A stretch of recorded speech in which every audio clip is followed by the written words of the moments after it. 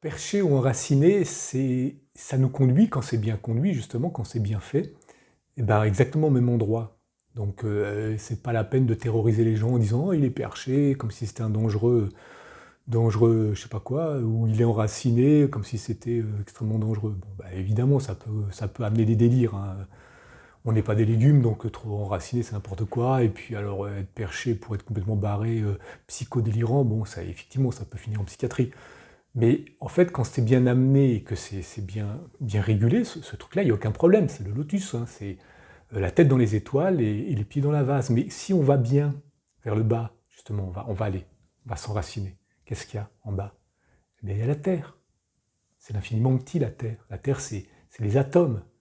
Qu'est-ce qu'il y a dans les atomes? Il y a des particules, et ces particules sont des univers sur lesquels il y a des êtres qui vivent, et à l'infini comme ça. Et là, on est dans l'infiniment petit. Donc, si vraiment c'est bien conduit, être enraciné nous conduit à être perché, puisqu'on retrouve l'univers infini, infiniment petit, les galaxies, tout ça. Pareil, si on est bien perché, si c'est bien conduit, ben on est où? On est dans les étoiles, hop, on part là, la Terre, la planète, les étoiles, la galaxie, l'univers infini, qui est une grande particule d'un atome, d'un être gigantesque dans lequel on est, qui lui-même est tatati tatata à l'infini. Et voilà. Et on rejoint donc le fait d'être enraciné quelque part sur une planète. Voilà. Donc perché ou enraciné, ça nous conduit finalement, ça nous conduit au même endroit quand c'est bien, hein, quand c'est bien guidé, quand c'est bien amené, quoi. Donc il n'y a pas de, je sais pas, c'est pas, voilà, c'est pas une dualité entre le mec qui est perché, le mec qui est enraciné, comme si c'était une grande problématique. Encore une fois, il n'y a pas de problème à avoir des problèmes, et tout ça, ça dépend après comment c'est amené. Et il peut avoir des écueils, évidemment. De toute façon, il peut avoir des écueils avec n'importe quoi. Voilà. Donc c'est juste pour éclairer un peu cette notion perché enraciné, parce que ça arrive, souvent ça vient dans les histoires de chercheurs spirituels, et il n'y a pas de... Si vous comprenez la notion de l'infini, mais au-delà de la compréhension mentale, et si vous ressentez ça, vous allez pouvoir vous enraciner et retrouver le perché, ou vous percher et retrouver l'enraciné, et voir qu'il n'y a qu'une unité. Et c'est l'unité, c'est l'infini. L'infiniment grand, l'infiniment petit, et nous sommes cet infini. Et quand je dis nous, c'est verbal, mais il n'y a pas toi, moi, nous, il n'y a que l'infini, l'unité infinie éternelle, c'est infini, et c'est maintenant. Et c'est tout le temps, maintenant. Et cette unité infinie éternelle se manifeste en diversité. En toi, moi, nous, les gens brillants, les gens complètement imbéciles, les plantes, les animaux, les galaxies, les autres planètes, les autres civilisations. Là, c'est un tout, c'est l'infini, c'est indescriptible, indéfinissable. C'est pour ça que dans les traditions anciennes, ils en parlent comme ça, quoi. Et voilà, c'est plutôt simple, hein, le concept intellectuel qui peut vous amener à l'illumination, à l'éveil, c'est une grille de lancement assez simple, hein. Maintenant, il ne suffit pas d'avoir la logique, l'articulation, de dire nous sommes un pour que cette unité soit réalisée. C'est bien de dire nous sommes un, c'est le grand tout, nous sommes l'infini. Bon, super, c'est l'articulation logique, verbalisée, mentalisée du processus, et il y a une certaine approche sensuelle. Mais la réalité incarnée de ce truc, ben, c'est l'éveil total, c'est l'illumination, c'est-à-dire qu'on ressent au fond, dans ses tripes, au plus profond de soi-même, que l'on est l'infini, se contemplant être l'infini. Mais si je peux savoir intellectuellement, ou je peux adhérer avec conviction et croyance que je suis l'infini étant l'infini, mais ce n'est pas la réalisation, ça. Ça peut être de la foi, de la conviction, de la passion même, à cette vérité pressentie. Mais la réalisation, c'est l'éveil total. C'est-à-dire qu'à un moment donné, il y a un moment, il y a une ébullition. Une ébullition qui vous fait passer de l'état solide à l'état gazeux. C'est des images. Pour vous exprimer que dans ce truc-là, quand on va dans l'infiniment petit parce qu'on est enraciné, ou dans l'infiniment grand quand on est perché, on va retourner au tout infini que nous sommes. Ça, c'est dans l'espace, hein. Et il n'y a plus de toi, moi, nous, d'arbres, de plantes, d'animaux ou de tout ce que vous voulez. Il n'y a qu'une unité qui se manifeste dans une diversité. Et là aussi, l'articulation logique des mots qui sont exprimés ici pour expliquer ça, c'est des rampes de lancement, mais ça ne suffit pas. Il faut aller expérimenter cette réalité ultime, cette vérité suprême qui est enseignée dans la plupart des religions, des spiritualités, des philosophies, qui ne sont même pas forcément des religions, et qu'on retrouve aussi dans des groupes athées qui ont été assez loin dans la contemplation de la matière infinie que nous sommes, eh bien, on retrouve cette vérité qui peut être réalisée, et ça s'appelle l'éveil total, l'illumination, Satori, je ne sais pas, ça a d'autres noms dans différentes cultures et dans différentes religions ou philosophies. Et voilà, donc on peut éventuellement l'articuler d'une manière assez simple, même bien maîtriser le concept et même le répéter. Il y a beaucoup d'individus sur Internet qui répètent, voilà, nous sommes un, c'est l'unité, il n'y a qu'un, bon, ils ont leurs mots pour dire, avec leur culture, leurs mots, leur vocabulaire, pour parler de ce phénomène d'unité infinie éternelle. Mais c'est pas pour ça qu'ils l'ont réalisé. Le réaliser, c'est l'incarner. Je suis, et qui suis, je suis l'infini, se sachant être infini. Il n'y a plus l'infini, il n'y a que l'infini qui se contemple être l'infini. Il n'y a plus moi et ou l'infini, il n'y a que l'infini se contemplant être l'infini. Les mots s'arrêtent à un moment donné. Il y a des choses qu'on ne peut pas assimiler avec les mots. Il y a certaines formes de poésie, il y a certaines formes... La musique peut vous conduire dans des sensations d'une subtilité, d'une délicatesse que les mots ne peuvent pas exprimer. La télépathie, on peut envoyer des informations télépathiques, c'est plus subtil que les mots, hein. C'est plus fin, c'est plus précis que les mots. Et c'est pour ça qu'à un moment, les mots, c'est bien, on a la logique, l'articulation logique, les gens en parlent, des gens même en parlent avec conviction, foi et sincérité, hein. Donc on les voit allumés par ce truc, mais ils n'ont pas forcément réalisé l'ultime. Ce ne sont pas des éveillés, des Bouddhas éveillés. Voilà, c'est tout. Bah après, c'est juste ça, c'est pour dire, c'est bien de maîtriser la théorie et la logique, mais il y a un pas en plus à franchir, entre guillemets, c'est pas vraiment un truc à franchir, hein, c'est un truc qui est là, il suffit de le réaliser.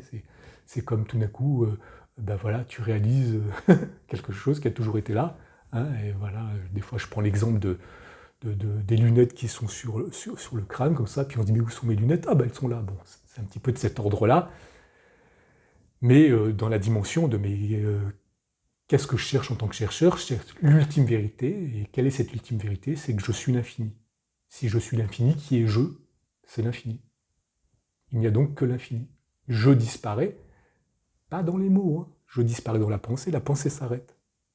S'arrête. Si vous voulez découvrir cet espace, c'est pas par la pensée que vous allez y arriver. La pensée peut vous amener à un certain niveau, avec les koans, avec même une réflexion sur le sujet, mais à un moment donné, ça s'arrête. Et après, on peut ressentir, et si vous ressentez, vous laissez s'épanouir la fleur du Bouddha, là, le lotus du Bouddha, jusqu'à un certain niveau, un apogée, là peut se produire la réalisation ultime qui est l'éveil total.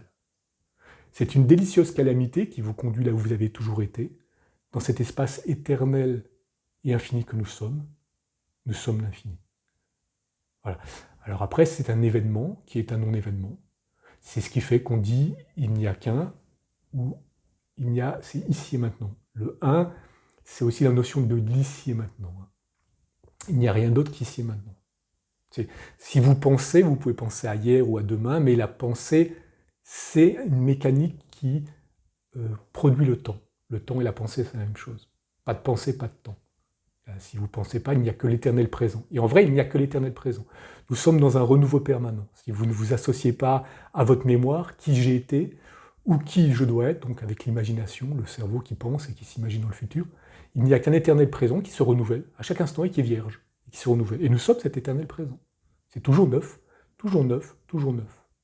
Mais dans une structure sociale primitive et bornée comme la nôtre, on a besoin d'étiquettes, on a besoin de se manifester en disant ben voilà, je suis ceci, je suis cela, l'autre il est ceci, cela, et donc on se rencontre, et souvent, la plupart du temps, on se rencontre dans un espace de pensée et de relationnel, soit de social, hein, besoin de travail, besoin d'échanger du fric, des trucs comme ça, ou dans un relationnel éventuellement amical qui peut des fois amener des espaces de non-pensée, où on se sent en sécurité, on se sent fraternel, on se sent ou amoureux. Là aussi, l'amour, le véritable amour, la sensualité, la sexualité peut engendrer des espaces où les frontières s'effondrent, il n'y a plus besoin de penser. Dans un ressenti sensuel, on peut sentir l'unité en étant deux, ou en étant plusieurs.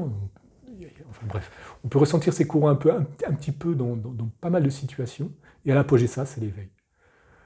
C'était pour faire le tour un peu de ce truc sur l'ultime vérité, l'éveil total. Donc dans la conviction, dans la réalisation, c'est pas la même chose, même s'il y a des gens qui sont magnifiques, hein, ils en parlent, ils sont convaincus, mais ça suffit pas. Il faut aller un petit peu plus loin. Enfin, il faut aller. C'est pas l'éveil total, ça, tu vois. Et puis puis après il y a aussi de la confusion dans ce truc parce que ça y est, ça commence à être compliqué avec des phraséologies ou des termes un peu mystico-délirants, et là, ça plane sec, quoi, et on passe à côté aussi. C'est assez simple, hein, l'infiniment petit, infiniment grand, perché, enraciné, qui se retrouve à un moment donné, puisque l'infiniment petit, je suis l'infiniment grand des univers infiniment petits qui sont à l'intérieur de moi. À l'intérieur de moi, sur les particules des atomes qui me composent, il y a des êtres qui sont assis, qui peuvent se mettre en méditation sous des étoiles, et ils contemplent les atomes qui me composent, enfin les particules d'atomes qui me composent, comme des étoiles. Je suis leur infiniment grand. Comme moi, je suis dans l'infiniment petit d'un être qui, lui, est sur une planète, qui contemple des étoiles, et ceci à l'infini. Voilà, ça c'est le principe de base de l'infini, l'ossature, qui permet après de rentrer dans une méditation où on peut ressentir ça, et à son apogée, l'éveil, l'illumination, l'éveil total. Les bouddhistes connaissent bien ça, d'autres, hein, le Tao, le Zen, beaucoup de monde, c'est pour ça qu'il y a la notion de rien et de tout, le tout et le rien. Et puis après l'appréhension mentale de cet infini, ça n'amène pas à grand-chose, puisqu'une fois qu'on a compris à peu près le cycle, mentalement, après il faut se baigner, il faut aller dans l'eau, quoi. C'est bien beau d'avoir tous des cours théoriques sur la pratique de la natation, sur la sensualité de l'eau, le plaisir de se baigner dans un lac ou de nager, mais si vous n'y allez pas à un moment donné pour aller goûter, et pas que les pieds, hein, et vous immergez complètement, vous ne savez pas trop ce que c'est ce truc-là, quoi. Là c'est un petit peu pareil, c'est toujours pour faire des analogies, des images, et pour éventuellement guider les gens qui ont envie d'aller explorer cette potentialité qui est en nous. On est tous potentiellement des Bouddhas éveillés, hein, et puis après, quelle que soit votre culture, votre milieu, moi je suis un Bouddha ralien, j'ai réalisation de l'ultime vérité, et je suis issu du ralisme. Bon ben voilà, il peut y avoir des Bouddhas chrétiens, des Bouddhas musulmans, des Bouddhas athées, des Bouddhas, voilà, de toutes sortes, hein.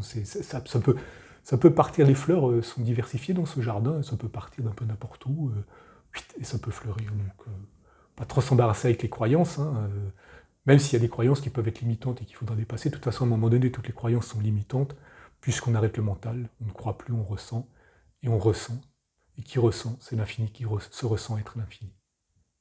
Qui ressent, c'est l'infini qui ressent être l'infini. Vous êtes l'infini, vous contemplez l'infini.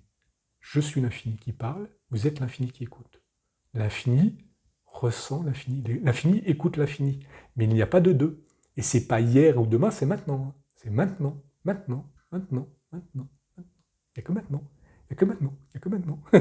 Et la pensée peut commencer à théoriser tout ça, à mentaliser tout ça. Oui, ce mec ceci, ou cela, ou moi ceci, moi cela. Et là, on est dans la pensée. Dégagez, dégagez, dégagez, dégagez. Ressentez, ressentez, ressentez, ressentez, ressentez à l'apogée du ressenti. Vous peut fleurir l'illumination. Et si ça ne fleurit pas, tout va bien. Il n'y a pas non plus de se prendre la tête avec ça. Détendez-vous, passez du bon temps, faites des méditations si vous avez des techniques méditatives qui vous vont bien. Le bien-être, c'est important. Être en vie, c'est quand même une merveille, on peut savourer. Essayez de partager des bons moments, et les choses vont de toute façon fleurir à un moment donné. Et si elles ne fleurissent pas maintenant, peut-être dans 1 minute, peut-être dans 10 ans, peut-être dans 20 ans, peut-être sur le lit de mort, juste avant de finir la partie sur Terre. Peu importe, c'est pas très, faut pas non plus être complètement accroché à ce machin, parce que ça peut être trop crispant. Et voilà, puis après, ben voilà, c'est une délicieuse calamité, hein. Bon, c'est sûr que c'est à un moment donné extraordinaire de se contempler, être l'infini partout. L'infini s'auto-contemple, bon, ça amène des vagues euphoriques de plénitude extatique, hein. Ça amène aussi ça, mais ça n'amène pas que ça. Et puis, c'est aussi un non-événement, puisque bah, qu'est-ce qui se passe? Et ben, il se passe que ce qui a été a toujours été, hein. Quand vous regardez être l'infini, vous avez toujours été l'infini. Simplement, vous réalisez que vous êtes l'infini. Donc c'est là qu'on parle de conscience ordinaire et de supraconscience. La supraconscience, c'est quand on passe à conscience ordinaire, où je me regarde, je regarde les choses, et puis les choses et celui qui se regarde ne font qu'un. Et là, on passe dans ce domaine de... Et là encore, hein, le mot supraconscience ou la notion de supraconscience, ce n'est pas la réalité de la supraconscience réalisée. Donc méfiez-vous aussi de ce processus de croire parce que l'on croit, parce que l'on comprend que ça y est, le chemin est fait. Tout. Revenez un petit peu en arrière, là, et puis dites-vous que c'est bon, vous avez l'articulation logique, et à un moment donné, pratiquez des espaces de silence, des espaces de ressenti méditatif, des espaces de contemplation sensuelle, des espaces de koan, même si vous voulez avoir une réflexion autour du thème, jusqu'à un moment donné, à vous rappeler que la pensée ne suffira pas, qu'il faudra dépasser la pensée. Et qui sait, vous aurez peut-être la surprise de voir fleurir cette délicieuse calamité qui est l'éveil total, l'illumination. Chouette youpi, et vous verrez que tout est, tout a été, tout sera tout le temps, et vous êtes ce tout qui est, et nous sommes ce tout qui est, sous une forme ou sous une autre.